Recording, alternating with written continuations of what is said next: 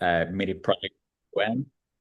And we effectively utilized that vehicle we utilize the rating systems to make automated investment decisions into startups, which was a novel concept at the time, a concept of an automated data-driven fund.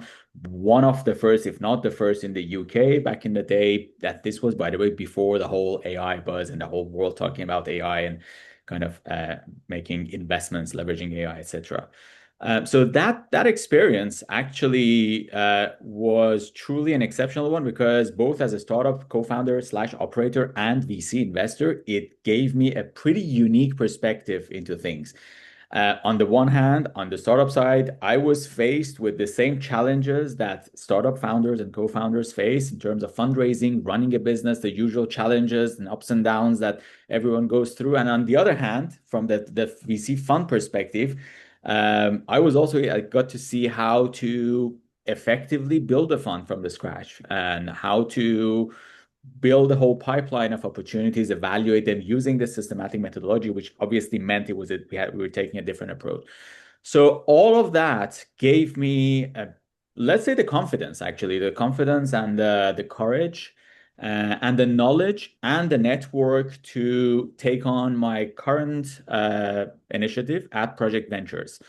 And so going back to Project Ventures, what we do, Project Ventures is an early stage fund focusing on pre-seed and seed stage startups in the deep tech and AI space coming out of Imperial College ecosystem. Now, that's a kind of, I should have probably mentioned this at the beginning. I'm a three-time alumnus of Imperial myself, did a degree in biomedical engineering, did another master's in energy finance, and also my MBA, all three at Imperial. So as someone who spent a significant amount of time, pretty much most of my youth at the institution, obviously, I have developed a lot of contacts and networks there. But that's not necessarily the only reason or the main reason why we're focusing in this ecosystem.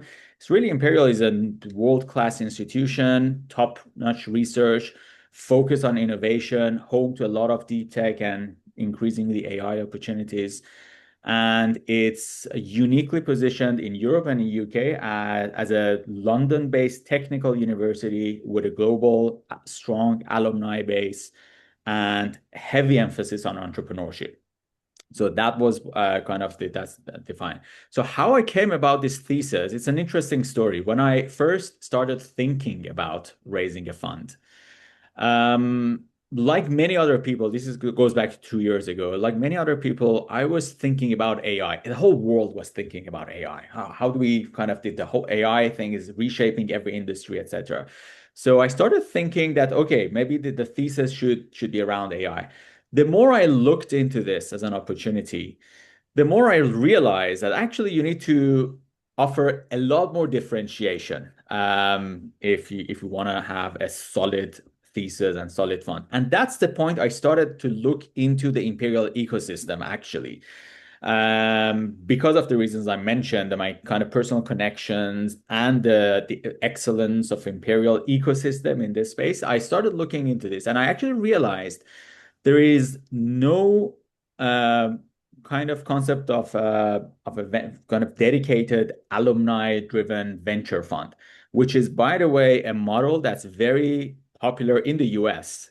Most US universities, especially the top ones, have probably not one, but more than multiple kind of venture funds. Some of them might be managed in-house, but many of them are alumni-driven or kind of alumni funds, leveraging the whole kind of access to the broader alumni communities, like ecosystem-driven investments.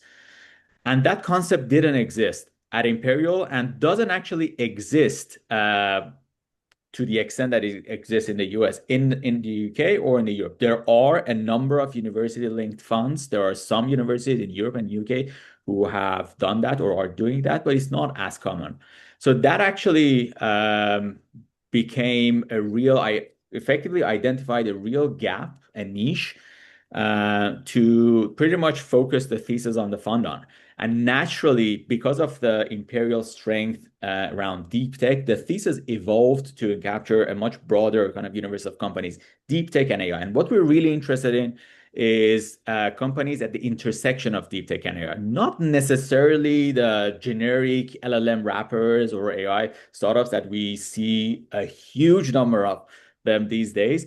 But really, what we're interested in is IP rich or strong companies with strong IPs, science-based, engineering-led, who leverage AI, or as I'd like to call it, machine learning, which, by the way, machine learning has existed for decades.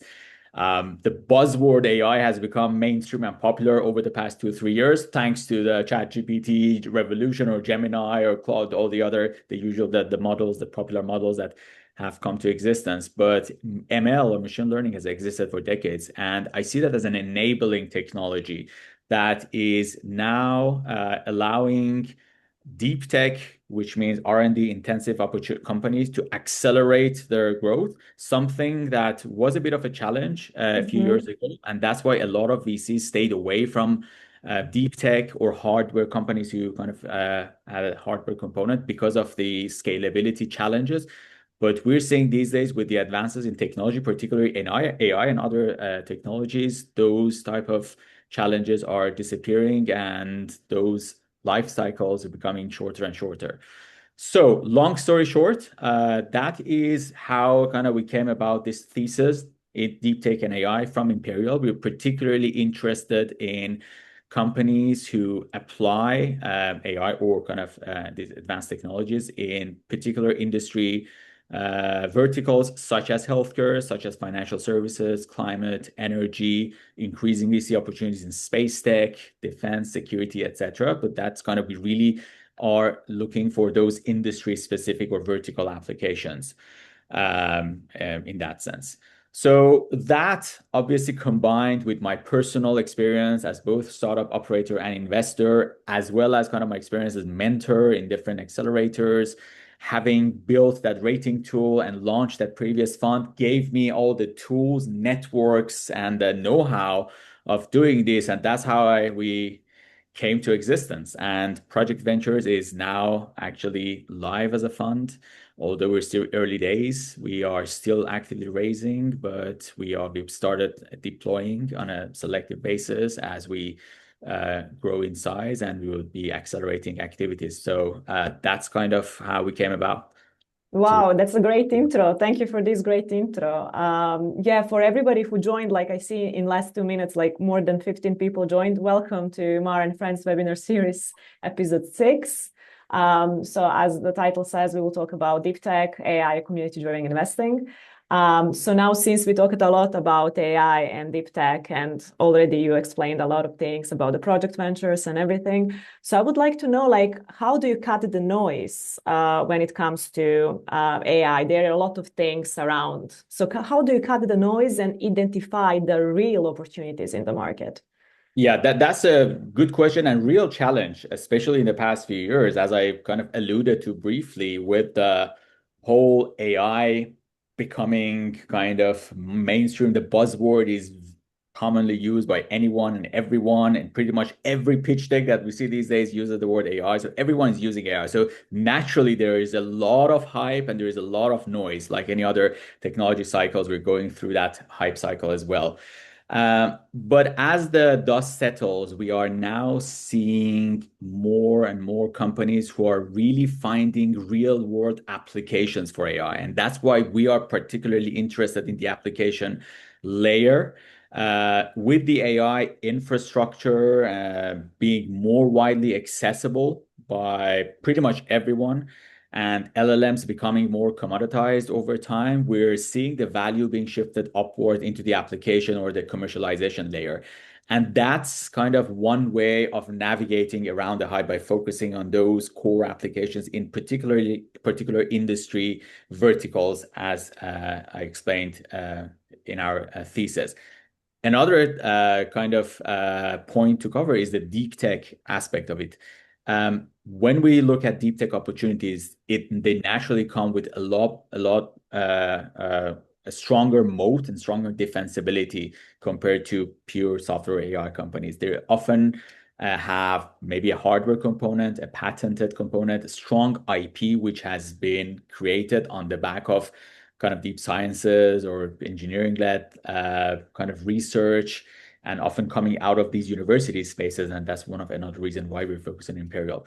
So that by itself offers a lot more defensibility and uniqueness or edge compared to the average kind of generic AI opportunities we see out in the market. And by kind of focusing on those, we are effectively aiming to navigate around the hype. So what we're typically looking for is scientific breakthroughs, defensible IPs, unique data sets, hardware plus software were justified, and real industry problems and applications. Really, these are the key areas that we look for in order to address the hype. But again, as you rightly said, this is a different world. I mean, we're seeing Yeah. a lot of noise, there's a lot of hype, and I'm sure many other investors and funds are experiencing the same level, the same challenges. But that's how we address this through our very specific thesis in order to manage this. Okay, yeah, that's a really great answer. Whatever I ask you, I think you give really profound answer and really great. I think this is really good for our attendees as well and participants because probably they have a lot of questions. And also one of the questions they would probably ask you, which I will ask you now, is as an emerging manager, how do you build a successful differentiated like pipeline, and how Yeah, do you assess the high quality deals? sure. What's the secret? Sure. So actually, this point around sourcing or access Okay. to deal flow is probably, in my experience, the single most important question that I've been asked by our LPs and prospective LPs, especially as an emerging manager. And let's kind of take a step back. Emerging managers are typically first and second or third time funds who typically lack the track record of larger established funds. So in the absence of those, obviously, a lot of the managers like myself had prior experiences investing out of other structures, etc., but not maybe with the new thesis. It's considered a first time fund. So with that kind of aspect not being the main driver of decisions, the biggest question, the biggest quality measure effectively is the strength of the quality of access, how much access, how unique is an emerging manager's access to deal flow. Do we have access to deals and opportunities that others don't have access to? That often defines the quality of an emerging manager and the thesis around it. And that's another reason why a lot of emerging managers tend to focus on specific technologies, sectors, ecosystems, or become specialist funds as opposed to larger generalist funds. Many of the classical old school kind of VCs are generalists, but the new wave of emerging managers tend to be micro VC funds, specialist funds, focusing on a niche area that they are seen or perceived as being the best in terms of accessing deal flow or a certain type of kind. And that's kind of what how we think of ourselves as well. And that's another reason why we're anchoring ourselves or rooting ourselves within the Imperial ecosystem. And by the way, let me just clarify something that we are not in any formal affiliation or partnership with Imperial. We're Mhm. working very closely with various different bodies, but this is structured as an independent fund in close collaboration with pretty much the main ecosystem players across the college, as well as the Mhm. broader alumni community. And the deep ecosystem access that we have across the ecosystem, both in London, in terms of the spin-outs and other startups that come out of the London ecosystem, as well as other startups that come out of the broader alumni network elsewhere in the world. And by the way, I think Imperial has, if I'm not mistaken, over 250,000 global alumni globally, with Wow. multiple physical hubs Mhm. across the globe, one in San Francisco, one in India, Singapore, Ghana, as far as I know, and a lot of strong alumni chapters in the other countries, rest of the Europe, Asia, North America, etc. So there's a lot of talent. There's a lot of successful founders coming out of those other geographies as well. And by leveraging our access to this community, by kind of bringing on board and building a community of experts, mentors, advisors, scouts, operators, investors, industry leaders, connections, etc., we are positioning ourselves in such a way that we are effectively one of the first to see a lot of the opportunities that come about. Obviously, it's early days, but we're already seeing a lot of inbound queries, some founders finding us. But a lot of our sourcing happens through our trusted network of other members of the community and ecosystem.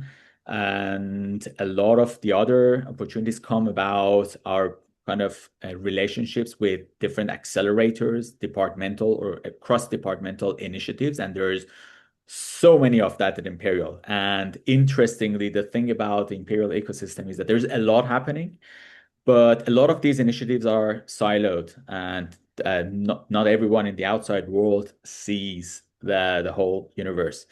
And that's why we are primely positioned to capture all of that and benefit from our deep community access through our own trusted network and community, and increasingly beyond that, to effectively identify opportunities.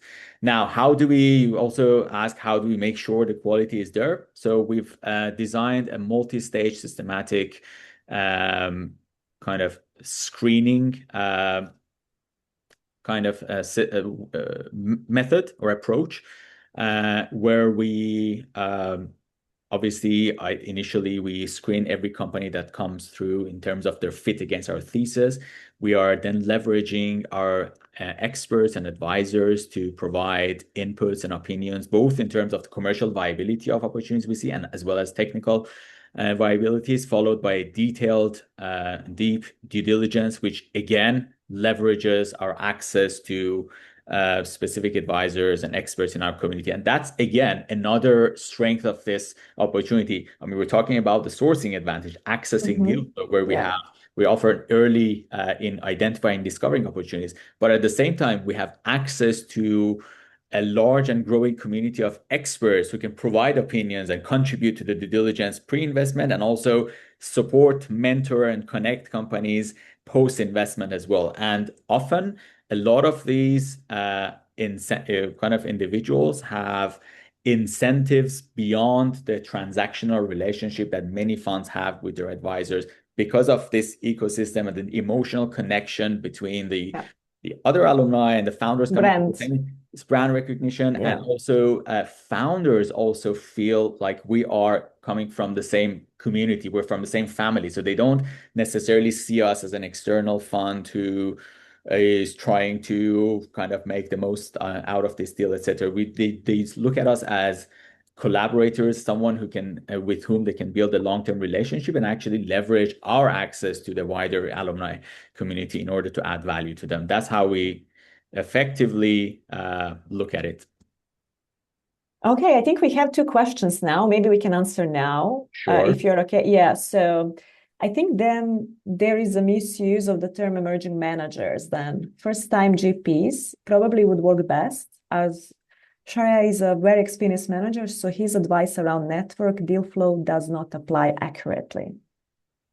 So, well, emerging managers, I mean, it's kind of just to clarify based on my understanding of the definitions we know, any manager, any fund that basically, if it's typically first time, second and third time funds are considered emerging managers. A lot of emerging managers might have prior experience, might have managed or have been part of other kind of established funds, or the partners, and they had kind of spun out of it and started their own fund. They're still considered an emerging manager within the thesis. Obviously, I had a prior experience, but it was a completely different strategy, a fully passive automated fund, which was an extension to what we were doing at the company that we had. So it was structured completely differently. So whilst I carried a track record and experience of investing, but that strategy was very different to this. Still considered, I mean, as part of within this kind of context, an emerging manager. And boy, I can tell you how much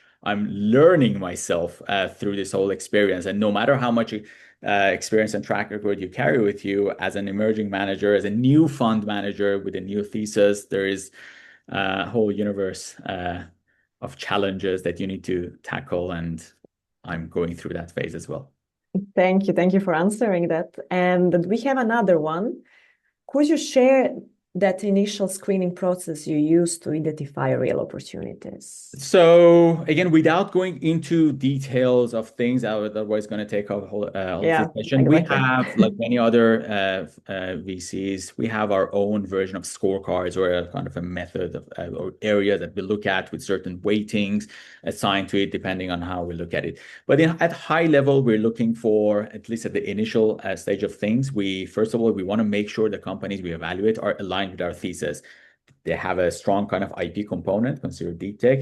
Are they leveraging to some extent AI or machine learning? Do they have strong founding teams with the relevant experiences, both technical and commercial? Are they tackling a real problem? Are they solving a real problem in a particular industry, even if they're not generating any revenue, which is, by the way, not always expected from deep tech opportunities, which have much lengthier life cycles to commercialize? Have they got anything to validate? Do they have any early signs of traction or validations within their targeted audience? And also, it's something that I think most VCs look for. Not all of them might talk about it openly, but again, do we see a clear path to exit? Because ultimately, that's how we're going to make our returns. Now, it's very difficult from at the beginning, at early stage, especially at the stage that we invest into to see that, to see the ultimate kind of exit route. But again, we could potentially see whether the companies or the founders that are building this have that mindset, or do we consider this opportunity something that has the potential to be exit? And more importantly, in our case, do we have the knowledge and the network in that particular industry to help them, to connect them to the right connections in that industry to facilitate that? Again, that might happen down the line. We may not be involved at that stage, or we might be. Again, there's so many other factors and criteria, but do we at least have the knowledge and the connections to help them and support them? That's how we look at it. Thank you. Thank you for answering. I will answer another question we will answer later. So let's switch to the next topic. It's about how challenging it is to raise the fund. And once you face the challenge, how did you overcome them and how did you approach them when raising the first time? Sure. So I think probably the single biggest challenge that an emerging manager faces is the question of trust. Again, no track record. Again, put Yeah. aside the track record from previous funds, but that was a very different. I mean, we're talking about a completely new strategy, a new fund structure and everything, new team and everything. So how do we build trust among our community? So naturally, I mean, that goes without saying that fundraising has always and will probably be the biggest challenge for any VC, regardless of whether they're emerging manager or established, especially when the markets are not performing as well as they should and they're kind of experiencing ups and downs.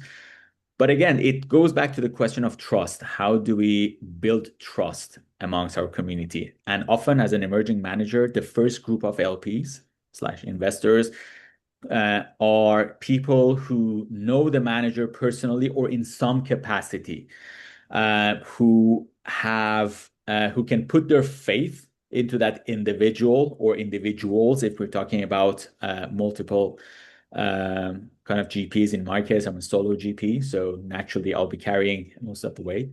So it always starts from the initial core group of individuals that know you and trust you. In our case, we've had always fortunate and privileged to have individuals, some of my kind of Imperial cohort friends and members who trusted me to put some initial capital. Some other individuals that I had met through my previous work experiences.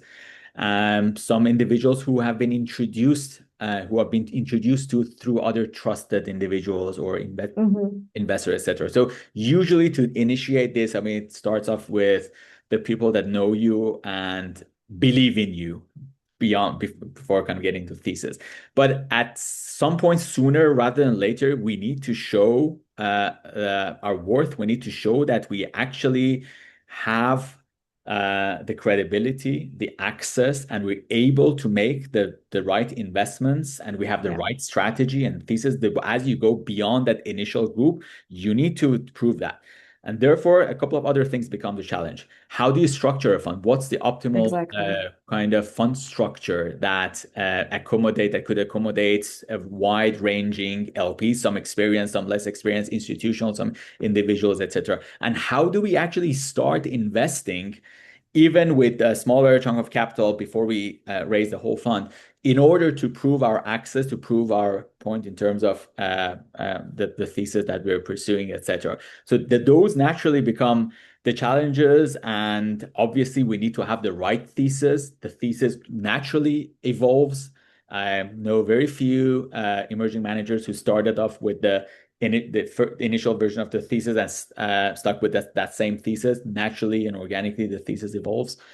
And so, yeah, these are the typical challenges. And how do we actually build a community around ourselves? I mean, especially in this ecosystem-driven or community-driven funds like ours. I mean, one of the challenges is to build that community, to prove that we have this right level of access and the right ingredients to do what we do. So that for me probably has been the biggest challenge, and thankfully we are beyond that as the fund is now up and running, and we're starting to gain a lot of momentum. But it will continue to be something that we need to be aware of.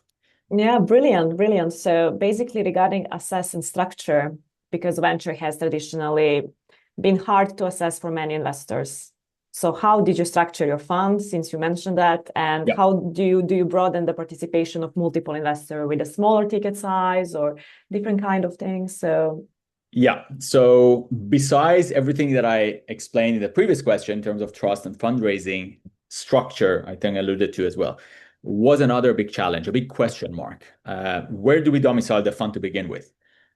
What structure do we kind of you use? What service providers do we engage with? And I can tell from experience that as an emerging micro specialist fund, not every type of service provider or traditional fund admins, etc., might be suitable for what we do.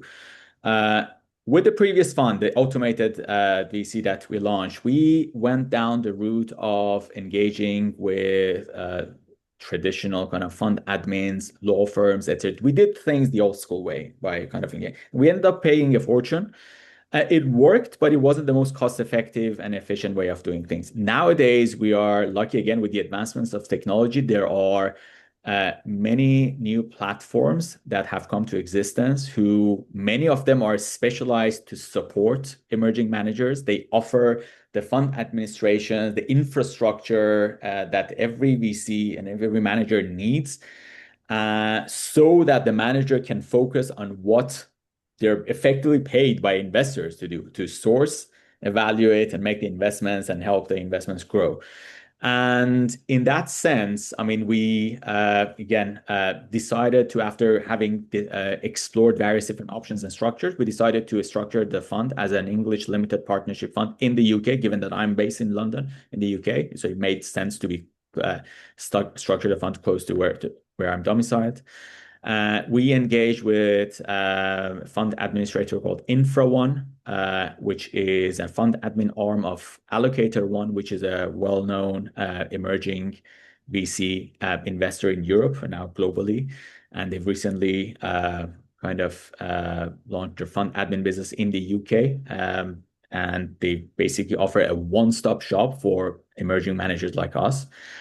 But that's kind of part of the solution. Effectively, they effectively enabled us to structure the fund. They helped us establish a US feeder vehicle as well, so that we can actually attract capital seamlessly and in a tax transparent manner through a US vehicle into the main fund as well.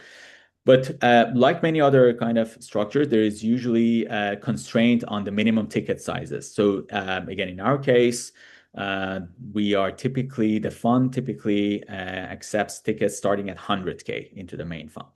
Now, that naturally excludes a lot of community investors, angel investors, especially for an ecosystem-driven or community-driven fund like us. There is always a lot of interest from the broader community to participate, but not everyone has the same access, same means to participate directly through the fund.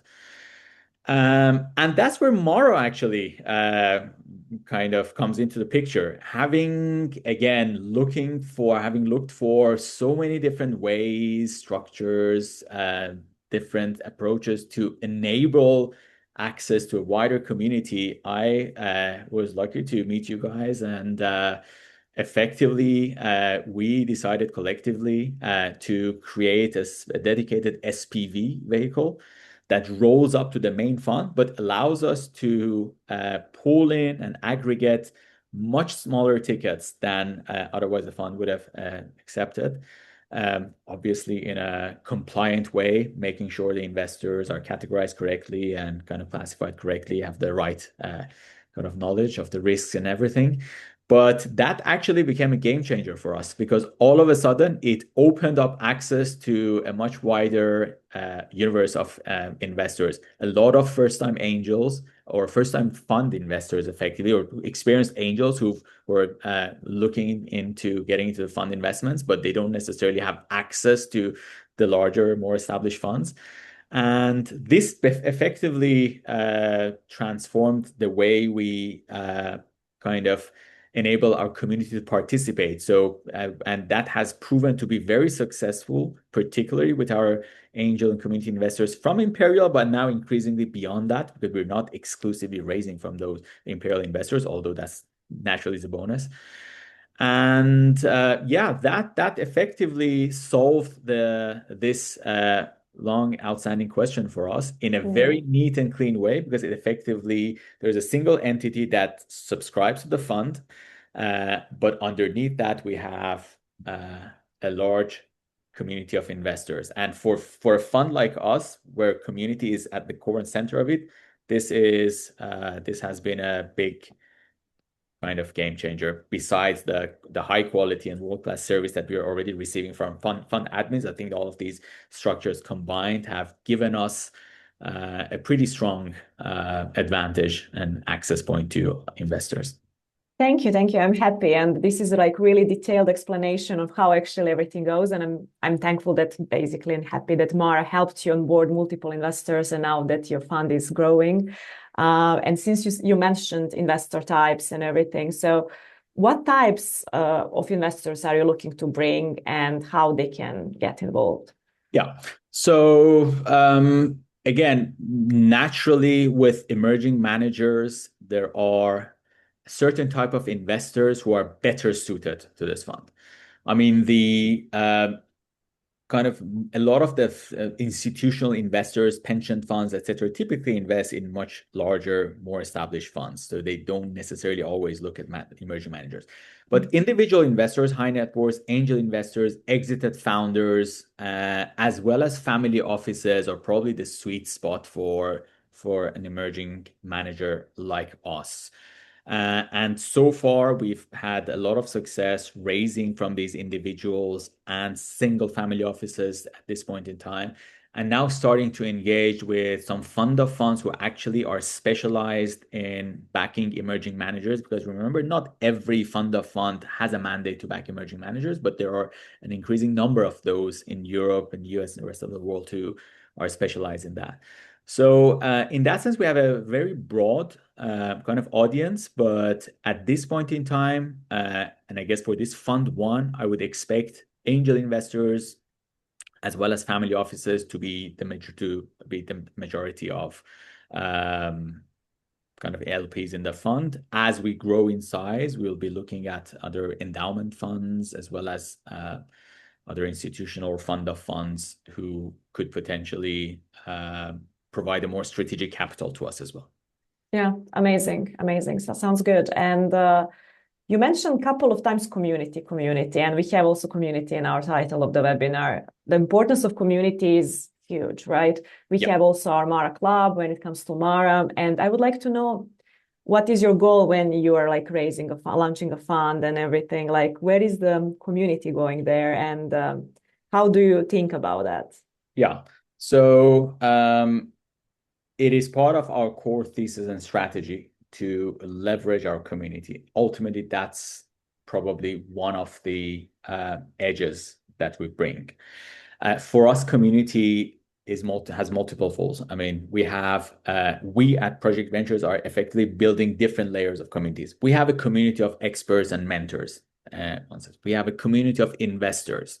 We have a community of founders. We have a community of connectors, and a lot of them, the common denominator among many of them are the Imperial affiliation, and that's again to reiterate the reason why we're focusing around this particular ecosystem, because we're able to access a lot of these expertise and kind of investors and mentors, etc., through the community.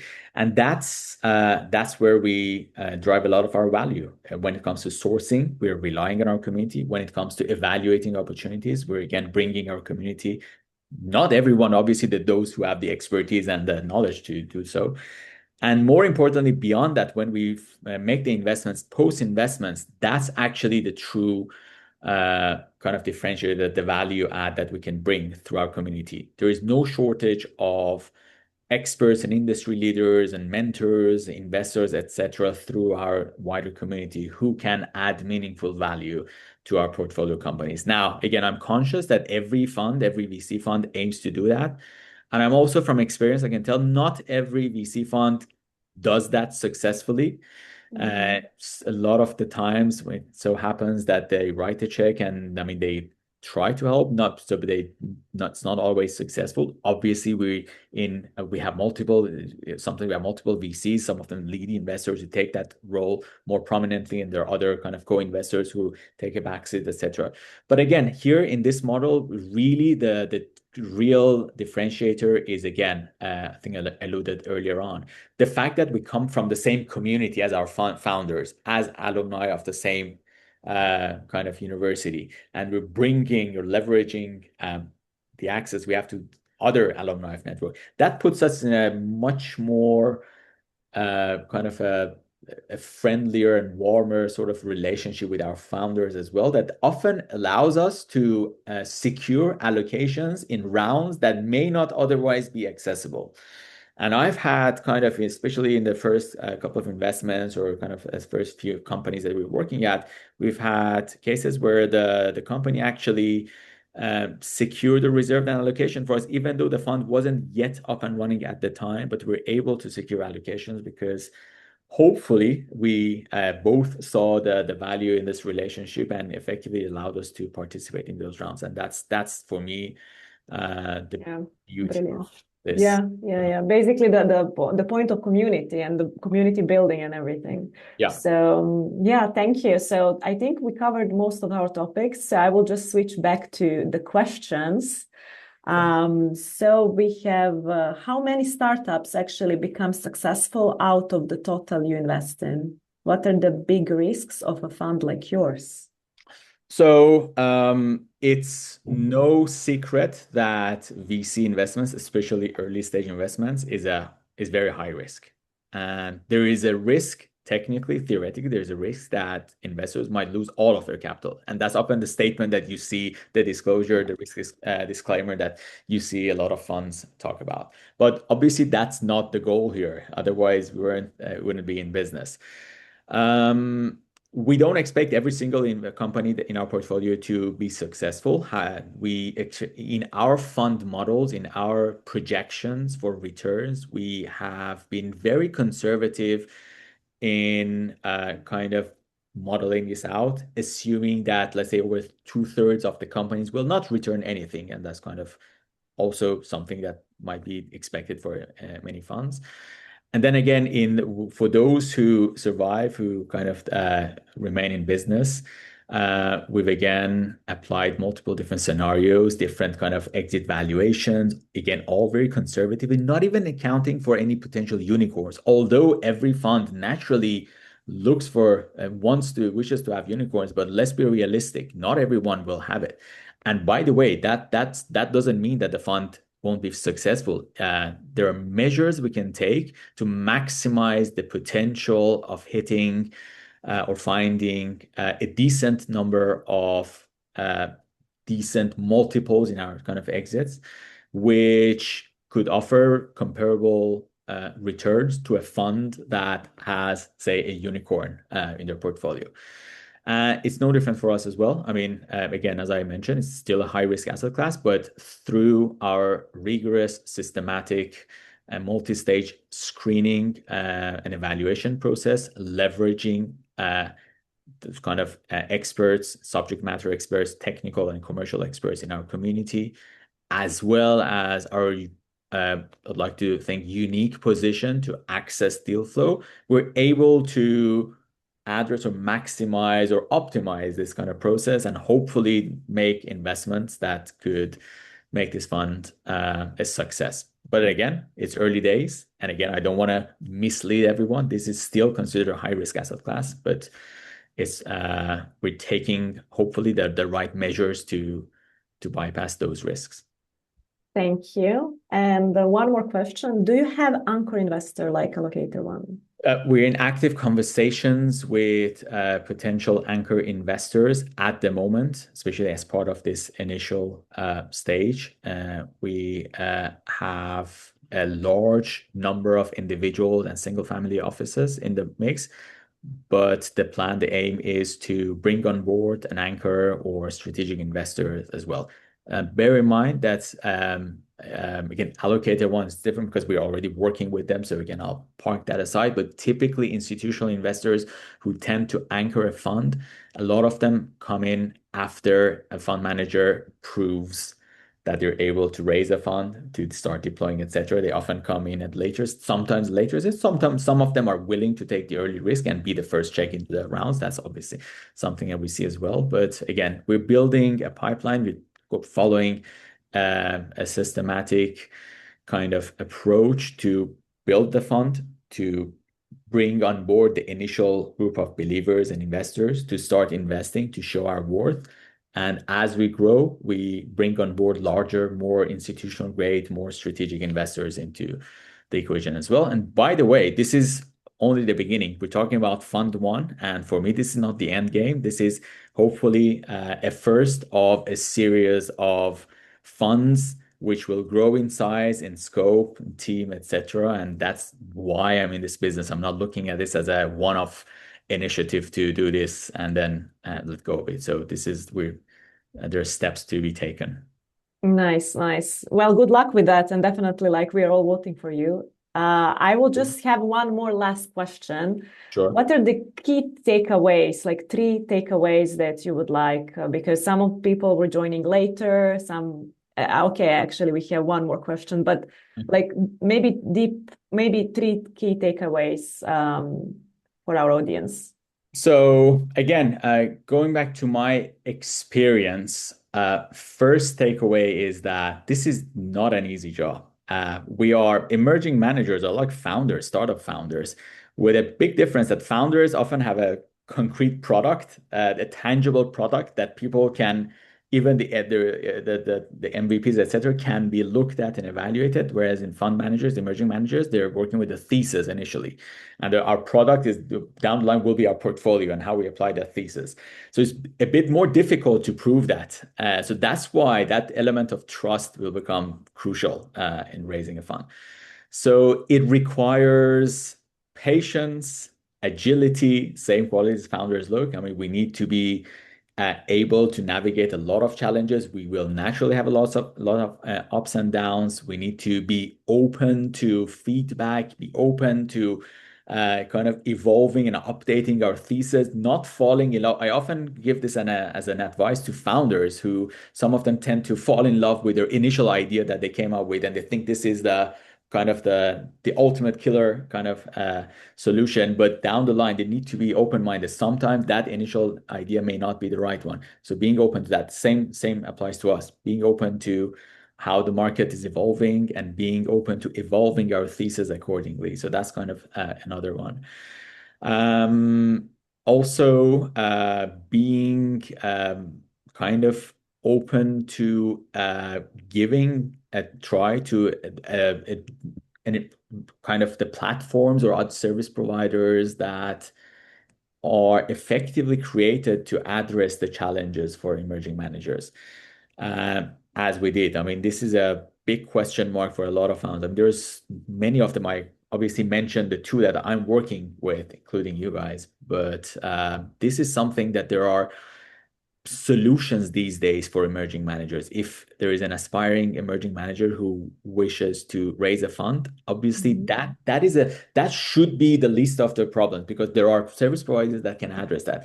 The biggest concern and question mark should be around defining a thesis, building that community or access, and being able to prove that and bring on board initial believers and investors in order to make this a reality. That's something that I can, from experience, I can say it's the probably one of the most important things.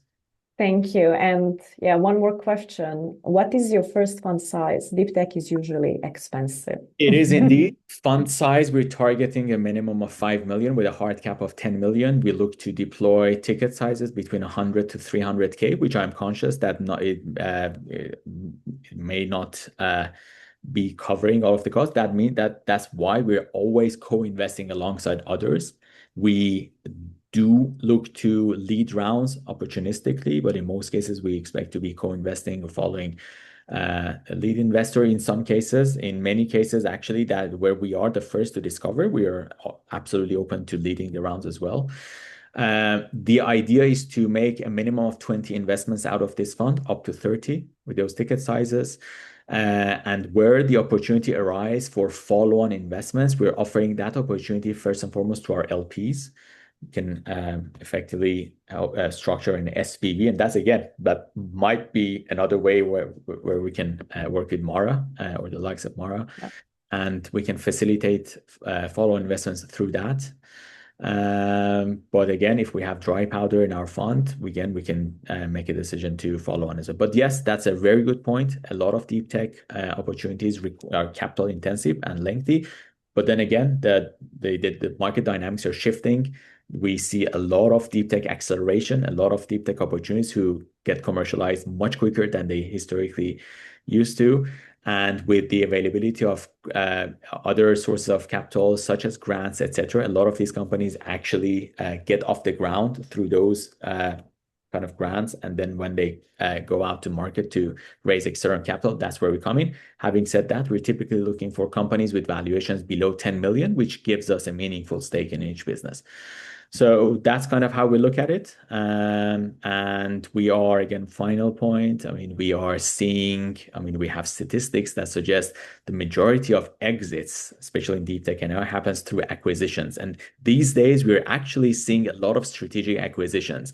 So historically, for a company, especially in deep tech, to exit, it might have taken years, sometimes more than 10 years, etc., for the company to become a viable target by potential acquirer or to be IPO'd. But these days, actually, we're seeing a lot of earlier exits, pre-revenue, even IP exits, etc.